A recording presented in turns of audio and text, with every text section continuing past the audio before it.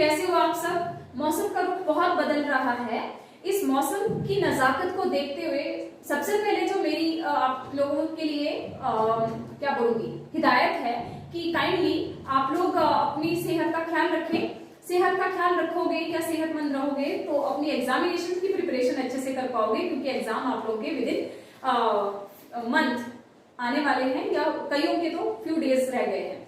So yesterday which I have left एक content जो है छोटा सा रह गया था due to some reason I am not able to clarify there because मुझे जल्दी ही सम अप करना था, तो मैंने उसको टाइम अप लेने के लिए नहीं उसको दोबारा नहीं लिया, तो उसके लिए आई फील सॉरी। तो उसी कॉन्सेप्ट को मैंने आज वापस लिया है कि इससे पहले उस कॉन्सेप्ट पे जाऊं। तो आज हमारा जो टॉपिक है वो है chapter number 3 fractional number and fundamental operation on them.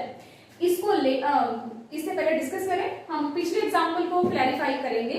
जो था मैंने कल कहा था कि any number if it is taken repeatedly 6 times then it must be divisible by 7, 11 and 13। तो कल मैंने एग्जाम्पल लिया था 4 4 4 4 4 6 टाइम्स, तो उसको जब हम 7 से डिवाइड करेंगे तो आई हैव डन हियर कि 7 को जब हम डिवाइड करेंगे तो ये कंप्लीट डिवाइड हो जाता है। 7 6 42 एंड 2 इज रिमेनिंग, 4 मेरा नीचे कैरी आ गया और 7 3 से 21 मेरे पास 3 रह गया, ऊपर से 4 आ गया।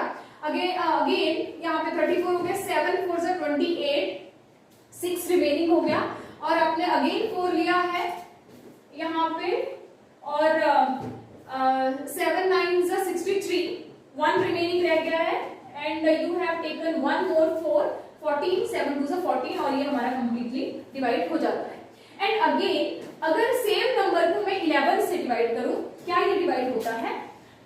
11 4 से 44, ये कंप्लीट डिवाइड हो गया, 4 कैरी किया क्योंकि 11 ग्रेटर है तो आई हैव टू टेक 0। बहुत सारे स्टूडेंट्स को ये प्रॉब्लम होती है, they are not able to clarify. अगर हमारे पास यहाँ जो नंबर है जिसको हमने डिवाइड करना है वो इस नंबर से छोटा होता है तो आपको यहाँ पे पहले 0 लेना होता है ताकि नेक्स्ट स्टेप पे आप ऊपर का नेक्स्ट डिजिट को ले सको। डायरेक्टली नहीं लेना है, अदरवाइज आपका क्वेश्चन जो है वो गलत हो जाएगा।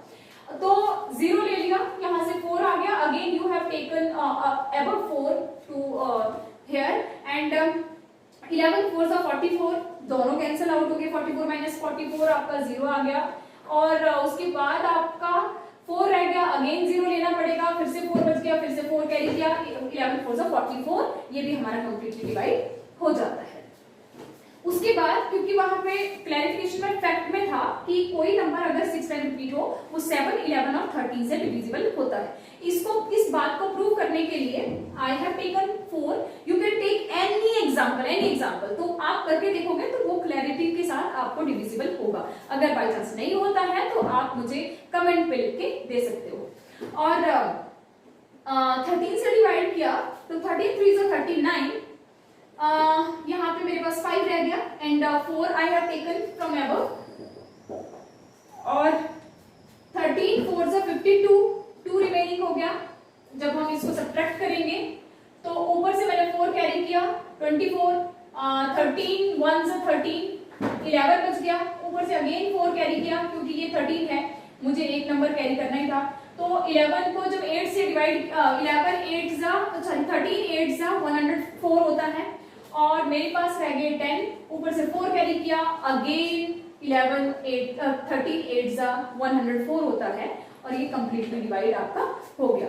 तो मैंने तो 4 4 4 4 लिया, आप लोग किसी भी नंबर को लेके इन तीनों डिजिट से डिवाइड करने का ट्राई कर सकते हो, प्रैक्टिस कर सकते हो ताकि आपको ये बात क्लियरली आपके दिमाग में बैठ जाए।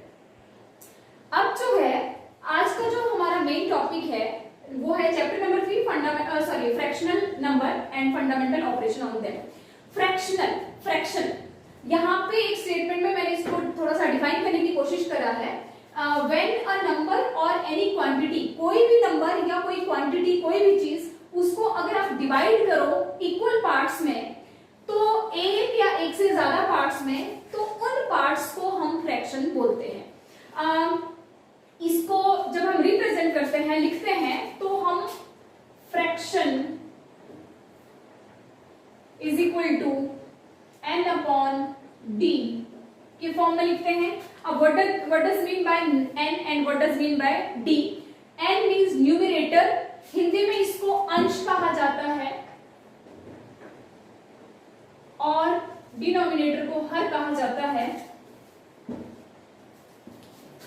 अंश यानी कि जिसको हम ऊपर लिखते हैं, या फिर ये कह लो नीचे वाले नंबर से हम ऊपर वाले नंबर को डिवाइड करते हैं, या मेन जो नंबर होता है आपका, ठीक है, और नीचे आपका डिनोमिनेटर आता है, ठीक है। इस चीज को जस्टिफाई करने के लिए I have taken few figures to clarify so that students can understand easily. तो इसमें कुछ फिगर्स ली हैं, जैसे कि मैंने सर्कल लिया है, एक कंप्लीट सर्कल था, उसके मैंने हाफ कर दिए, और उसके बाद मैंने एक स्क्वायर ले लिया, उसको हाफ कर दिया। इस क्योंकि ये एक फिगर थी कंप्लीट, इसका हाफ, ये एक फिगर थी कंप्लीट, इसका हाफ, और उसी तरह से एक और फिगर मैंने ली है रेक्टेंगल शेप में, उसका भी कंप्लीटली, उसका भी हाफ कर दिया। तो उसको हम कैसे लिखेंगे, एक कंप्लीट और उसके जितने पार्ट्स हमारे बने हैं, जो चीज होगी उसको हम ऊपर लिखेंगे और उसका जो जितने पार्ट्स बन रहे हैं उसको हम नीचे लिखेंगे, यानी कि न्यूमरेटर अपॉन डिनोमिनेटर। और सेकंड एग्जांपल में मैंने एक सर्कल लिया है, उसके 4 पार्ट्स किए हैं, तो पार्ट्स टोटल 4, उसमें से जो मैंने शेड करे हैं वो 3 हैं, तो इस फ्रैक्शन को हम न्यूमरेटर अपॉन डिनोमिनेटर यानी कि 3/4 के फॉर्म में लिखेंगे। उसके बाद थर्ड एग्जांपल, जैसे यहाँ पे थर्ड फिगर के तौर पे आई have taken a shape of rectangle, जिसको 3 पार्ट्स को मैंने शेड किया है और 2 पार्ट्स लेफ्ट हैं, तो टोटल पार्ट्स 5 हो गए। तो टोटल वाले नंबर टोटल वाले डिजिट को नीचे लिखते हैं और जो शेडेड पार्ट है वो हम न्यूमरेटर फॉर्म में लिखते हैं। तो ये एक रिप्रेजेंटेशन का एक फॉर्मेट है, कैसे आप न्यूमरेटर अपॉन डिनोमिनेटर की फॉर्म में किसी भी डिजिट को लिख सकते हो, या फ्रैक्शन को कैसे रिप्रेजेंट कर सकते हो। अब कुछ ज्यादा तो नहीं, but today we are going to discuss only 2 types of fraction, rest we will discuss in the next video. So first there is types of fraction. First is proper fraction. Proper fraction का एक जो आपको concept ख्याल रखना है, जो या आपको दिमाग में रखनी है, दैट कि जो आपका फ्रैक्शन न्यूमरेटर अपॉन डिनोमिनेटर होता है, numerator must be lesser than denominator, यानी कि जो अंश है, अंश वाला अंक आपका छोटा होना चाहिए डिनोमिनेटर से, डिनोमिनेटर आपका ग्रेटर होना चाहिए। तो जैसे मैंने एग्जांपल लिखे हैं यहाँ पे 8/11, as you can see 8 जो है स्मॉलर है 11 से, 7 is lesser than 12, 4 is lesser than 7, तो यानी कि डिनोमिनेटर वाली सारी वैल्यू आपकी ग्रेटर है न्यूमरेटर से, तो इसको हम बोलेंगे प्रॉपर फ्रैक्शन। जैसे कि यहाँ आपने देखा कि सारे के सारे ये जो डिनोमिनेटर है ये ग्रेटर है, तो इस वजह से जब हम इनको डिवाइड करेंगे तो हमारे पास हमेशा जो प्रॉपर फ्रैक्शन का केस होगा जब भी हमारे पास, तो वो हमेशा उसमें जो वैल्यू रिजल्ट जो आएगा आपका वो हमेशा लेस देन 1 होगा। लेट्स टेक एन एग्जांपल, 8 को हम 11 से डिवाइड करके देखते हैं, ठीक है। तो जब हमारे पास ये जो डिविडेंड है जिसको हमको डिवाइड करना है वो स्मॉलर होता है, तो हम डेसिमल लेते हैं, तो 80 हो जाएगा। 11 7 से 77, ठीक है, हमारे पास 3 बच गया। अब 30 ले लोगे तो सो ऑन ये चलता जाएगा, it is not completely divisible. But आपने देखा ये जो डिजिट आई आपकी 8/11, ये आपका 0.7 यानी कि लेस देन 1 आया, ठीक है। तो यानी कि प्रॉपर फ्रैक्शन में हमेशा वैल्यू आपकी लेस देन 1 आएगी, ठीक है। तो सेकंड जो हमारा टाइप है वो है इम्प्रॉपर फ्रैक्शन। इम्प्रॉपर फ्रैक्शन जो है इसी के थोड़ा रिवर्स चलता है, और एक और कॉन्सेप्ट आपको ख्याल में रखना होता है जो आपके पास है स्टेटमेंट के तौर पे यहाँ पे कि जो आपका न्यूमरेटर है वो हमेशा डिनोमिनेटर से ग्रेटर होगा, आइदर इक्वल होगा, या तो ग्रेटर होगा या इक्वल होगा। तो आप देखोगे जैसे एग्जांपल मैंने यहाँ पे लिए हैं 17/12, 12/7, 15/5, 5/5। तो इन सभी एग्जांपल्स में आप देख रहे हो कि जो डिनोमिनेटर है हमारे पास वो 17 इज ग्रेटर देन 12, यानी कि मेरे पास ये न्यूमरेटर है और ये डिनोमिनेटर है, तो हमारे पास ये इम्प्रॉपर फ्रैक्शन है। मैंने कहा था कि हमारे पास जो न्यूमरेटर है वो या तो ग्रेटर होना चाहिए या इक्वल होना चाहिए। इक्वल के तौर पे मैंने एक और एग्जांपल लिया है 5/5, आप कोई और भी एग्जांपल ले सकते हो। 5 से 5 को डिवाइड करोगे, 5 1 5, तो आपके पास 1 आएगा। तो या आप मान लो 12 को डिवाइड करोगे 7 से, 7 1 जा 7,